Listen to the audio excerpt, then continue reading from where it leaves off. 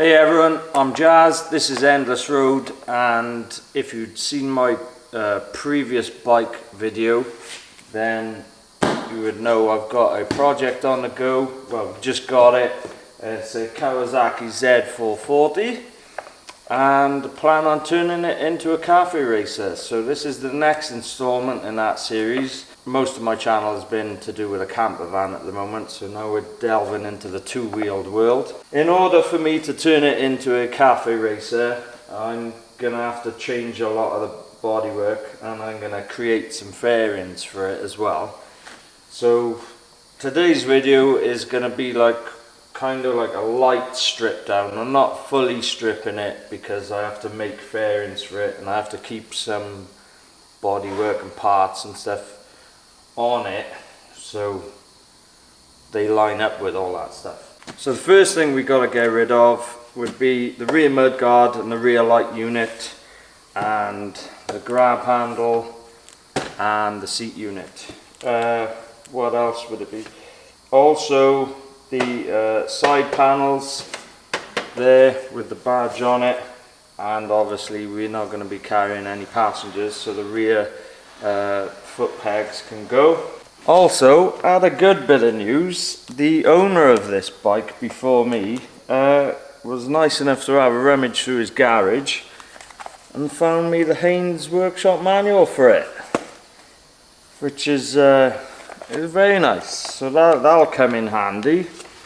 It's got, well, if you don't know how a Haynes manual works, then where have you been for the past few decades? So that will come in very handy indeed. So on to stripping. Oh, behave. Okay, so first of all we're going to take the seat off, and that is just 2 pins with some circlips on the ends of them. So we're just tapping them out first.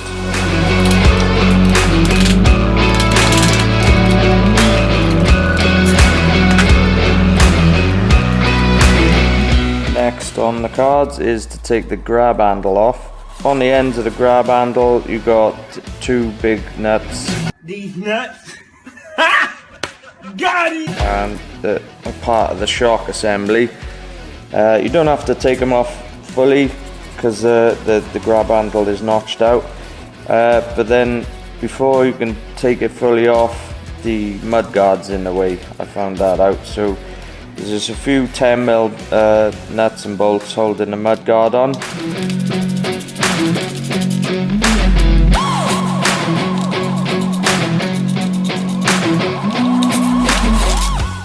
And as you can see there, the underneath of the mudguard is pretty crappy.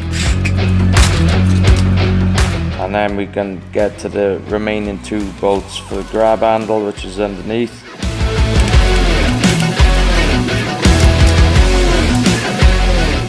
And then there's the second half of the mudguard that is just slotted in. And then next thing to come off is the side panels. They're just popped on.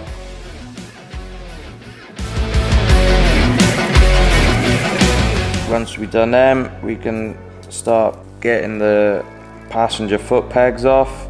Now to get these off, the big nuts holding it on is actually the swing arm nut and bolt, which is a bit of a stupid idea in my eyes. So I got the nut off for the passenger side, and then there's a few other nuts and bolts, and then that can come off.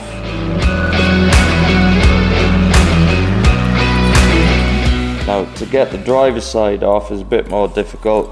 So first you need to take the rear brake lever off. So I've just marked that with pen. You got to take the big bolt out for the swing arm then. So I've just jacked it up to keep it roughly in place, and then take the brake lever off, and then we can slide the bolt out for the swing arm. And then like the other side, then just take the remaining few nuts and bolts out. Getting the bolt in for the swing arm back in is a bit of a bloody nightmare. To get it through the one side is just shimmying the swing arm around, but to get it lined up with the hole on the other side, I did have to take off the chain guard. I put a lever in between the swing arm and the rear foot peg mount and just wiggled it, and then eventually it came through.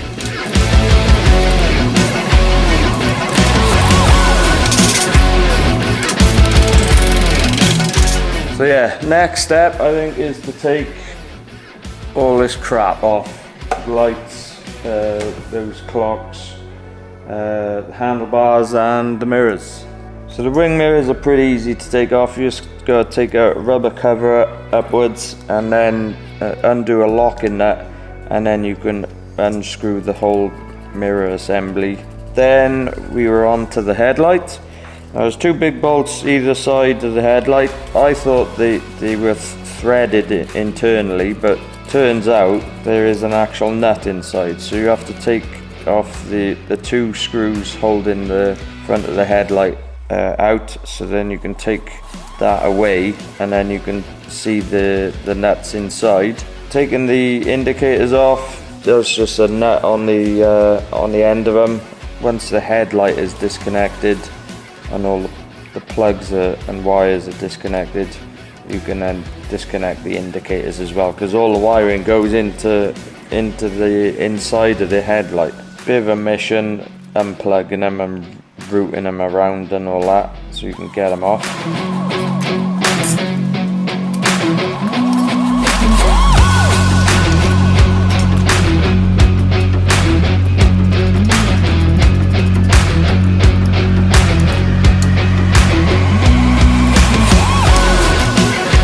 Once they're off, it was on to the handlebars. So started off with the left hand side, got the switches away, so that's just two screws, and then the brake lever is just one bolt.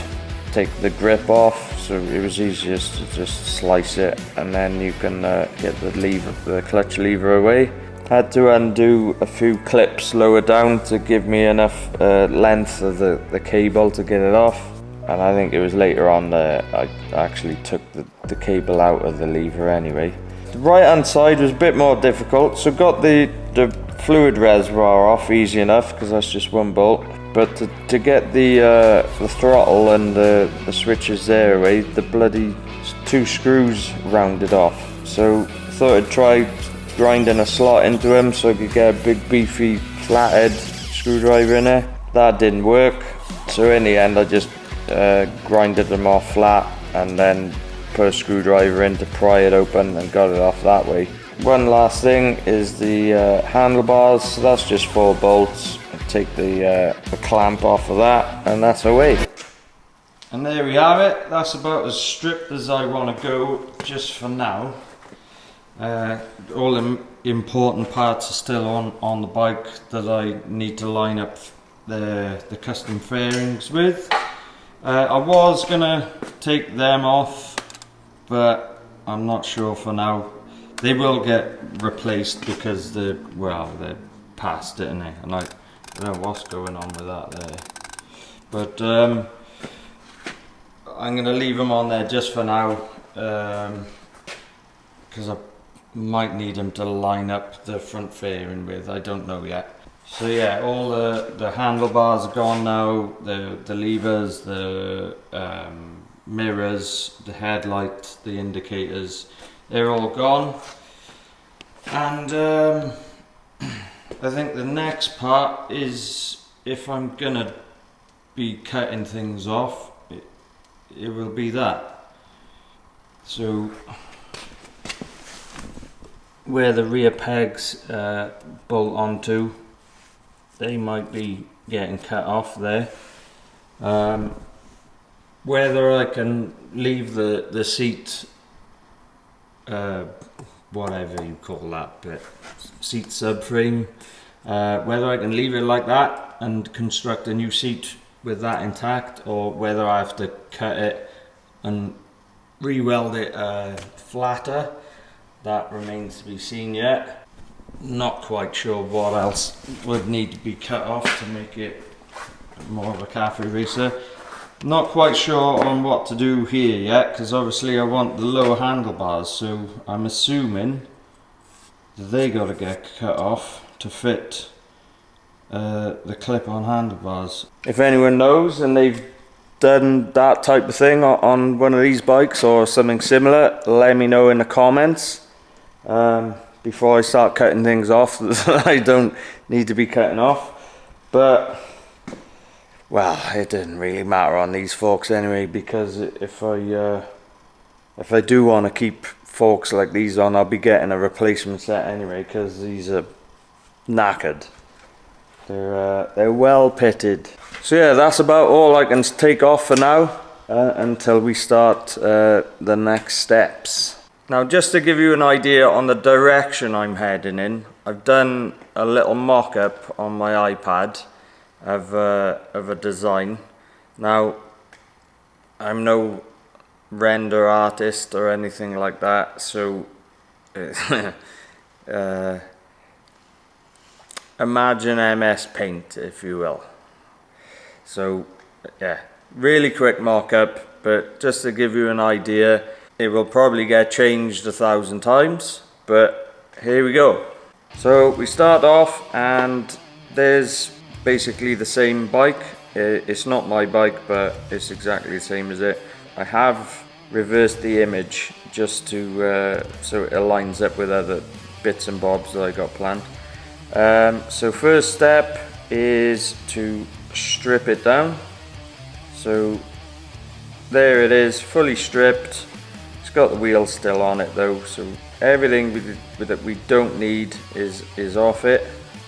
And then next step is to paint the frame, and just for artistic purposes we'll cut the back end off for now.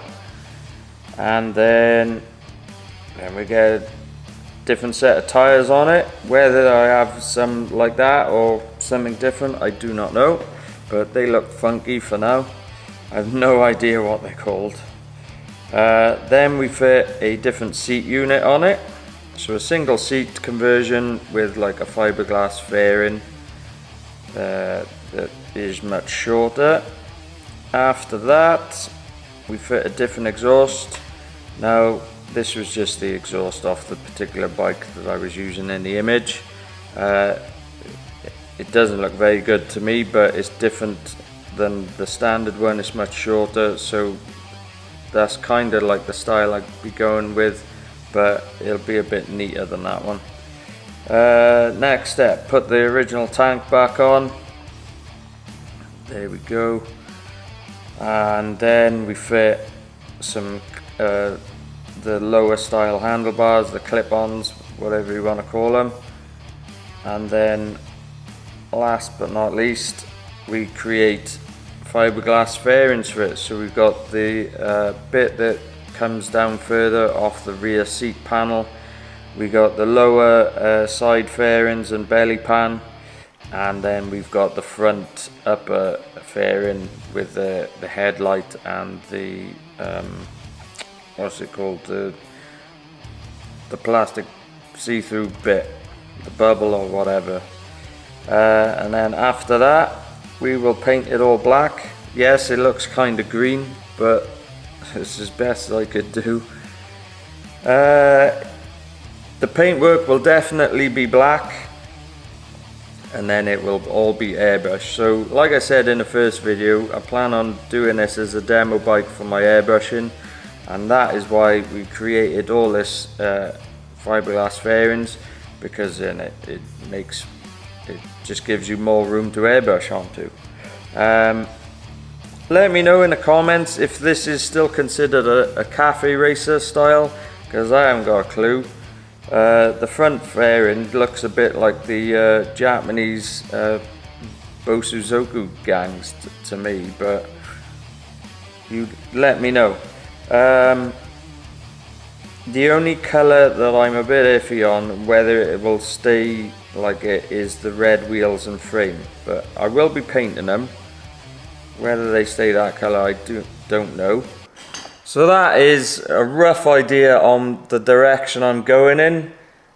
Full big fairings, cafe racer style, rear short end on it, bits chopped off and lower handlebars and stuff like that. Let me know in the comments what you think of that. whether you think it's a load of shite or you think I'm got a good idea going there. Obviously it'll look much better than that, trust me, and it'll be fully airbrushed, painted and everything. Any questions you got as well, put them in the comments and I'll answer them at the end of the next bike video. Click on the like button if you like it. Click on the subscribe button if you haven't already and you're interested in bikes. Again, any recommendations on modifications, parts, where to get them, what parts to get, blah blah blah blah blah, pop them in the comments as well. It'll help me out no end.